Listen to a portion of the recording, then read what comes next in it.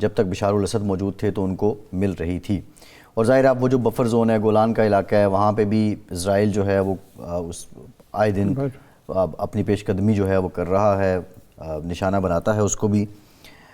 اب جو معاہدہ اگر ہو رہا ہے، اس معاہدے کا اوبویسلی ظاہر ضامن تو کوئی نہ کوئی ہوگا، اور دوسرا اگر یہ 40-45 دن کا معاہدہ ہے اور حماس اسرائیلی قیدیوں کو چھوڑ دیتے ہیں تو اس کے بعد کیا ہوگا؟ کوئی ایک جو بھی ان کے پاس ایک بارگیننگ چپ ہے وہ بھی ان کے پاس سے چلی جائے گی، یا آپ سمجھتے ہیں کہ حماس نے بھی اس تمام پہلوؤں پہ غور کرنے کے بعد کوئی پائیدار معاہدہ کریں گے؟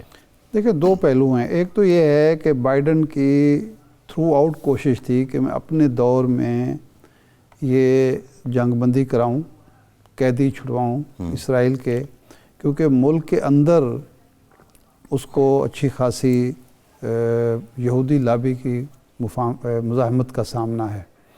اور وہ جو کمپین چلائی ٹرمپ نے اس کے خلاف کہ جی اس کے دور میں 2 جنگیں شروع ہو گئیں اور امریکہ کا جو ایک قائدانہ کردار تھا وہ ادا ہی نہیں ہوا اور ہمارے مفادات کو خطرے میں ڈال دیا. تو یہ بیسیکلی جو امن معاہدہ ہو رہا ہے محدود ہی سے ہی، بیسیکلی وہ ایک امن کا تمغہ اپنے سینے پر سجا کر 20 تاریخ کو رخصت ہونا چاہتے ہیں. ایک تو اس کا مقصد یہ ہے، نہ کوئی اسرائیل کی وہ اس میں ہمدردی ہے شامل، نہ حماس کی ہمدردی ہے، نہ امن پسندی ہے. یہ تو ایک جاتے جاتے کہنا چاہتے ہیں کہ جی ایک کام تو میں کر کے گیا ہوں. ایک تو یہ ہے. دوسرا اس کا پہلو جو ہے، اس وقت حماس حزب اللہ بھی کمزور ہو چکی ہے، ایران بھی پہلے کے مقابلے میں کمزور ہے، اور شام کی وجہ سے وہ مزید کمزور ہوا ہے.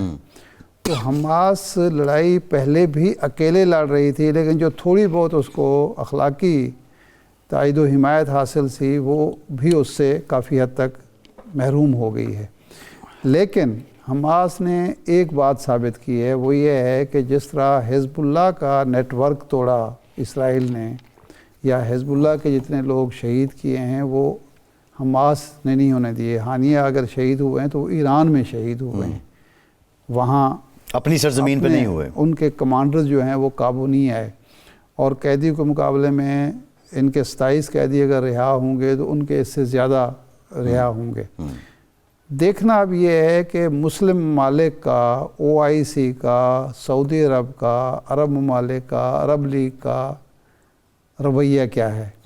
جو بلنکن کے بیان کا میں حوالہ دے رہا تھا، اس نے تو اب یہ کھول کے رکھ دیا ہے کہ 7 اکتوبر کو اگر یہ حملہ نہ ہوتا تو اس کے بقول سعودی عرب تیار تھا، اور اس کے بعد پتہ نہیں کون کون تیار ہوتا، اور اس کے نتیجے میں فلسطین کی ریاست بنے نہ بنے، اسرائیل کم از کم ریکگنائز ہو جاتا کہ وہ ایک جائز ریاست ہے اور اس کا قبضہ جو ہے وہ درست ہے بالکل. اور مسلم ممالک نے مان لینا تھا. جب ایک دفعہ مان لیا تو اس کے بعد پھر اسرائیل محفوظ بھی ہو گیا اور لیجیٹمیٹ بھی ہو گیا، اور اسرائیل کا جو گریٹر اسرائیل کا منصوبہ ہے اس کو آگے بڑھانے کے لیے اس کو بہت بڑی سپیس بھی مل گئی. لیکن اب تو سیاست بساط الٹ گئی نا، اب تو جو کچھ ہو چکا اب تو پھر نہیں، اب اگر ہو چکا ہے تو اب دیکھنا یہ ہے کہ اگر پھر اس معاہدے کو یا اس سے آگے ہونے والے کسی معاہدے کو بنیاد بنا کر امریکہ ہم سے، یعنی مسلم ممالک سے، عرب ممالک سے فرمائش کرتا ہے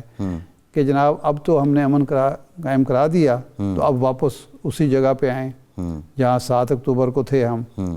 تو اگر ہم مان جاتے ہیں، یعنی ہم سے مراد عرب ممالک ہیں، مسلم ممالک ہیں، تو پھر تو ظاہر بات ہے اسرائیل کا محمد بن سلمان کی ایک سٹیٹمنٹ اور تھی، اسرائیل کا جو فائدہ یہ ہوگا کہ پہلے اسرائیل بھی کچھ نہ کچھ خائف تھا.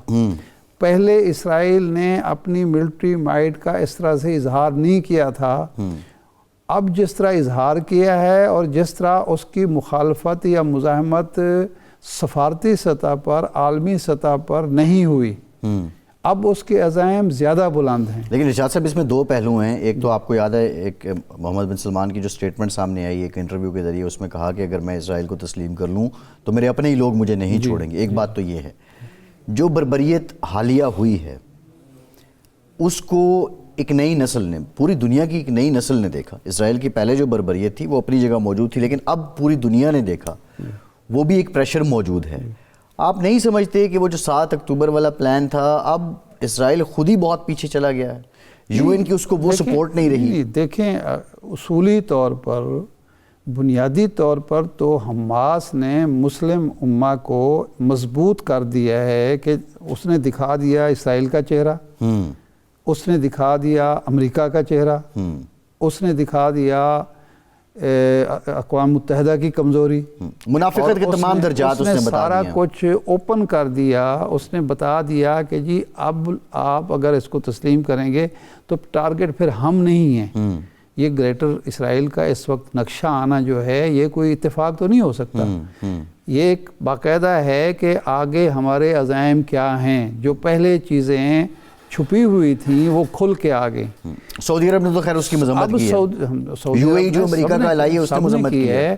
تو اب یہ ممالک جو ہیں زیادہ مضبوط پوزیشن میں یہ کہہ سکتے ہیں کہ جب تک نمبر 1 فلسطین قائم نہیں ہوتا, ریاست کے طور پر اس کا وجود تسلیم نہیں کیا جاتا, اقوام متحدہ میں اس کو ممبرشپ نہیں دی جاتی, جب تک غزہ کی اور فلسطین کی بحالی نہیں ہوتی اسی طرح جس طرح جرمنی کی ہوئی تھی جنگ کے بعد, جس طرح کئی اور ممالک کی ہو چکی ہے, ویتنام کی ہوئی ہے, اسی طرح بحالی نہیں ہوتی, اور جس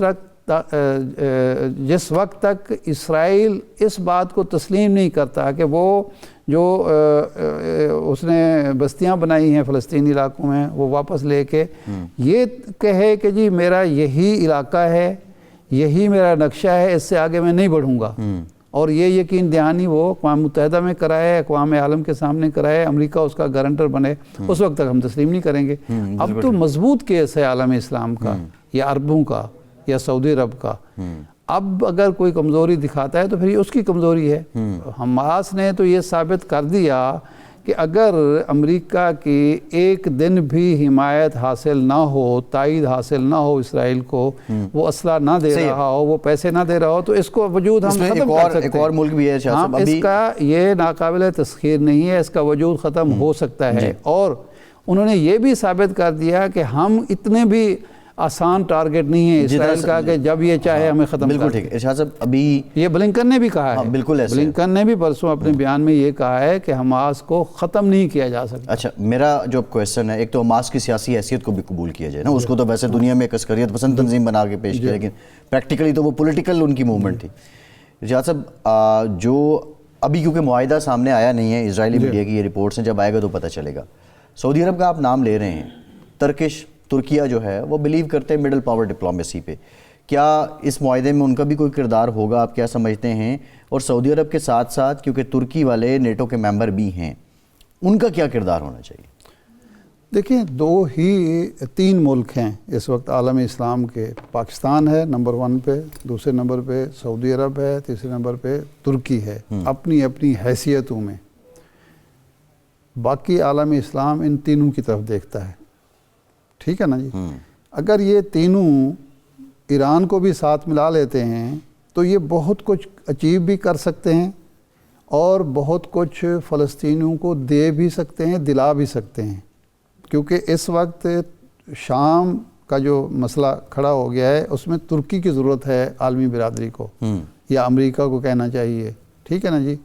فلسطین کے حوالے سے مصر اور سعودی عرب کی ضرورت ہے, اور ان دونوں کے حوالے سے اور پورے خطے کے حوالے سے پاکستان کی ضرورت ہے. ایک نیوکلیر مسلم اسٹیٹ کی ضرورت ہے سب کو.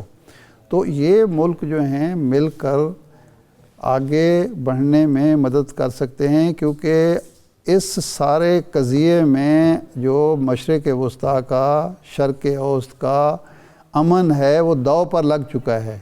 یہ ایسا معاملہ نہیں ہے کہ یہ یہاں تک رہے گا, اور ابھی موقع بھی ہے کہ چین اور رشیا کی سپورٹ بھی یہ لوگ حاصل کر سکتے ہیں, ٹھیک ہے نا جی. تو اس لیے اگر یہ 3-4 ملک چاہیں تو بہت کچھ کر سکتے ہیں, اور یقیناً کریں گے. پاکستان تو ضرور کرے گا, پاکستان کا تو یہ ایک ہمیشہ رہا ہے اس حوالے سے.